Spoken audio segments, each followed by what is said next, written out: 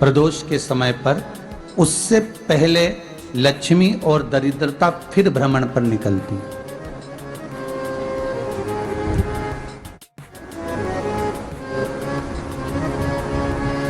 शिव भ्रमण कर कर जब वापिस आ जाते हैं, हिंदू धर्म में पीपल के वृक्ष की जो गणना वराह पुराण में करी गई है, 4 बजे से 7 बजे तक शिव के भ्रमण का समय बताया है शाम को।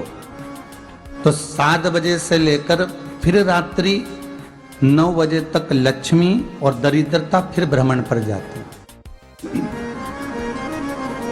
इनका एक समय निश्चित है महाराज। भ्रमण कर कर आ जाना। अब इस बीच में जब लक्ष्मी और दरिद्रता दोनों निकल कर जा रही हैं, तो दोनों एक भाव रख कर जाती हैं कि आज हमको कहां प्रवेश करना है।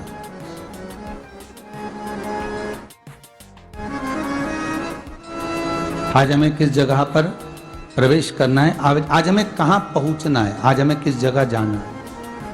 और जिस नगर में जिस मार्ग से लक्ष्मी और दरिद्रता निकल कर जाती है, ये दोनों का जब निकलना होता है, इनको स्थान दिया गया जहां पर स्वच्छता हो, घर के दरवाजे पर रंगोली डली हुई हो, द्वार पर जल छीटा गया हो। महाराज, उस द्वार पर लक्ष्मी प्रवेश करती है तो दरिद्रता भी जाने लगती है अंदर। जब दरिद्रता अंदर जाने लगती है तो लक्ष्मी उसको रोक देती है। पहले मैं देखकर आती हूं कि तेरे लिए स्थान है कि नहीं, तू यहां रुक।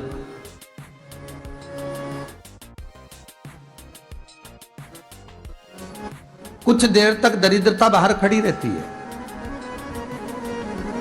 और लक्ष्मी जी की बड़ी बहन जब दरिद्रता बार बार अंदर जाने का प्रयास करती है तो लक्ष्मी जी कहती हैं, जी तू इतनी बड़ी होकर तुझे मालूम है तू तेरा सम्मान होना चाहिए, आदर होना चाहिए, और तू अंदर चली जाए और कोई तेरा सम्मान ना करे तो कितना बुरा लगेगा, इसलिए तू बाहर खड़ी रह। मैं अभी आई। अंदर जाती है और जब लक्ष्मी जी भ्रमण कर लेती हैं, अंदर प्रवेश कर कर आती हैं और प्रवेश कर कर आती हैं तो दरिद्रता पूछती है चले अंदर। तो लक्ष्मी जी कहती हैं, तुझे मालूम नहीं है क्या जी कि जिस घर में मैं प्रवेश कर जाती हूं उस घर में फिर दरिद्रता नहीं जा सकती, क्योंकि ये तेरा वचन था, ये तेरा वचन था। अपन दोनों का जब मंगल विवाह हुआ था, मेरा विवाह जब नारायण के साथ में हुआ और तुम्हारा विवाह जब दुस्साह मुनि के साथ हुआ, दरिद्रता का विवाह दुस्साह मुनि के साथ हुआ। जब अपना दोनों का विवाह हुआ था तो अपन दोनों ने एक वादा करा था कि जिस घर में लक्ष्मी प्रवेश कर जाएगी उस दिन फिर दरिद्रता नहीं जाएगी, और जिस घर में दरिद्रता प्रवेश कर जाएगी उस घर में फिर लक्ष्मी नहीं जाएगी। अब जब मैं अंदर देख कर आ गई हूं तो तू अंदर नहीं जा सकती, अर्थात लक्ष्मी के चरण जिस घर में पड़ गए उस घर में फिर दरिद्रता प्रवेश नहीं कर रही। चलते चलते फिर दरिद्रता ने देखा और लक्ष्मी जी इसको लेकर गई और लक्ष्मी जी ने देखा कि इसके दरवाजे पर जल नहीं छीटा गया, इसके दरवाजे पर ना रंगोली डली है, इसका द्वार साफ नहीं हुआ है,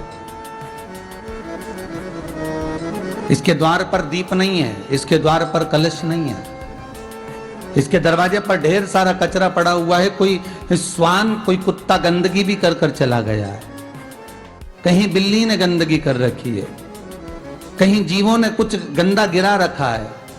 तो फिर लक्ष्मी जी कहती है, जी अब मैं होकर आ गई थी ना, अब तू जा, तू होकर आ। और दरिद्रता प्रवेश करती है तो अंदर जाकर क्या देखती है दरिद्रता कि इतनी सवेरे से मैं घूमने इनके दरवाजे पर आई और ये तो सब चादर तान के चकाचक गुर्राटा भर भर कर सो रहे हैं। तो दरिद्रता कह देती है, तुम्हारा भाग्य ही बेकार है, तुम्हें क्या करूं, तुम ऐसे ही सोते रहो।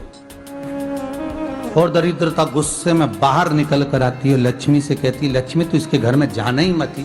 तो दरिद्रता को कहती है, जी तेरी बात नहीं मानूंगी क्या मैं? लक्ष्मी जी बोली, मैं तेरी बात नहीं मानूंगी, बिल्कुल नहीं जाऊंगी इसके घर में, तू चिंता मत कर, चल आगे चले। फिर आगे बढ़े। ये लक्ष्मी और दरिद्रता का प्रवेश। आपके घर का द्वार आपके घर का दरवाजा। फिर निवेदन करूंगा एक बहुत सुंदर बात, हमें महाराष्ट्र से सीखना चाहिए, हमें साउथ से सीखना चाहिए, दक्षिण से। जिस समय पर भक्ति देवी यमुना जी के घाट पर रो रही थी अपने पुत्र ज्ञान और वैराग्य को गोदी में लेकर, समय देवऋषि नारद ने प्रश्न किया था कि तुम कहां पर पोषित हुई हो, तुम्हें ऊर्जा कहां से प्राप्त हुई? तो कहा मैं गुजरात से तो चली हूं। और वहां से चलती चलती भक्ति देवी कहती है मैं बहुत दुखी होकर, बूढ़ी होकर, द्रवित होकर, बड़ी दुख में वहां से चलते चलते जब मैं महाराष्ट्र में पहुंची तो मैंने वहां जाकर देखा कि वहां पर लोग हर पल हर घड़ी ब्रह्म मुहूर्त में उठकर स्मरण करते हैं, नाम जाप करते हैं और दरवाजे पर जल छीट कर रंगोली डालते हैं। तो कह रही है कि वहां पर मैं थोड़ी अवस्थावान होने लगी, वहां मुझे अच्छा लगने लगा। फिर जब मैं और आगे पढ़ी, दक्षिण में जब पहुंची, वहां पर जाकर मैंने देखा कि सुबह से उठकर मंगलाचरण, मंगला स्तोत्र और वेदों की ध्वनि होने लगी। वहां पर मैं और आनंदित हो गई। हमें कुछ चीजें महाराष्ट्र से सीखना चाहिए कि वहां रहने वाले जो भगत हैं, वारकरी संप्रदाय के जो भक्त होते हैं, वैष्णव जो धर्म के भक्त होते हैं, उनका नियम है सवेरे के समय घर में पानी है कि नहीं है, पर जब भी वो घर का दरवाजे के बाहर थोड़ा ना थोड़ा पानी तो छींट ही देते हैं। और छींटने के बाद फिर वहां पर अपने यहाँ तो दिवाली पे रंगोली बनती है जी, और वहां पर रोज की रंगोली बन जाती है कि कभी हो सकता है परमात्मा राह भूल कर हमारे घर में प्रवेश कर जाए, इसलिए वहां प्रतिदिन की रंगोली, प्रतिदिन।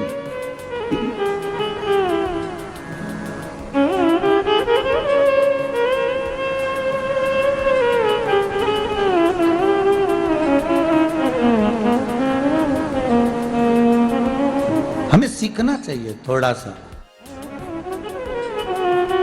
आज के जमाने में तो बहू अपने कमरे की झाड़ू लगा ले, वो ही बहुत बड़ी बात है। हो खड़ी खड़ी बहू ये देखती रहेगी कि नौकरानी सही से झाड़ू लगा रही, वहां से लगा के लाओ, इधर से हेड के ले जाओ, वहां से कचरा सोरो, वहां से पोछा लगाओ। खड़ी रहेगी, उंगली से बताती रहेगी, पर इतना नहीं बनेगा कि सेविका से, नौकरानी से, दासी से कह दे कि तू मम्मी पापा के कमरे की लगा ले, मैं मेरे कमरे की लगा लूंगी, तू जा उधर। थोड़ा दया का भाव अगर होता तो उसके मन में भी आता कि मेरी बड़ी सेठानी तो अपनी जगह पर है, पर छोटी तो सेठानी की भी बड़ी सेठानी है जो मुझ पर करुणा करती रहती है। पर बड़ी तो कहे कि बेटा रहने दे, तू उधर ले जा, जब भाभी के कमरे में देख ले जा, उसके बच्चों का बड़ा फैलारा रहता ना, तो उधर देख ले जा, तो जरा उधर मां उधर भेज रही है।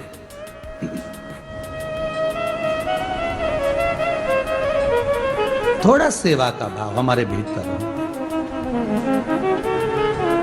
और एक निवेदन तो हमेशा करा है और आज भी करता हूं, पूरे घर की सफाई करवाओ, पूरे घर में तुम पोछा झाड़ू जो चाहे करवाओ, मना नहीं है। पर एक निवेदन है, रसोई घर के अंदर बहू और बेटी ही जाकर भोजन बनाए तो अन्नपूर्णा सदा कृपा करती है महाराज।